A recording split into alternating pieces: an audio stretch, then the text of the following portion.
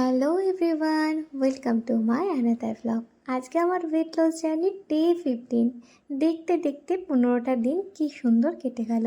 আর জানো তো, এখন আর আমার অত খিদেও পায় না। মানে আমার বডি কিন্তু আমার ডায়েটের সাথে একেবারে অ্যাডজাস্ট করে নিয়েছে। এই 15 দিনে বেশ কিছু চেঞ্জেস কিন্তু লক্ষ্য করতে পারছি। যাই হোক, সকালেই সমস্ত রুটিন কমপ্লিট করে নিয়ে চলে আসলাম সোজা আমার কাজের ঘরে। আজকে আমার এক মিষ্টি কাস্টমার তার প্রিয় মানুষের জন্য এই কেকটি অর্ডার করেছিল। তো কেকের কালার কম্বিনেশন থেকে শুরু করে সব কিছুই আমার আগের একটি বানানো কেকের সাথে কম্পেয়ার করে করে দিতে বলেছিল। আর দেখো, এই সুন্দর কেকটা আমার মিষ্টি কাস্টমারের জন্য বানিয়ে দিয়েছি। কেমন লাগছে আজকের এই কেকটা অবশ্যই জানিও। কেক তো বানানো কমপ্লিট, এবার চলে গেছিলাম সোজা স্নানে। আর স্নান করে নিচ্ছি এবার একটু স্কিন কেয়ার।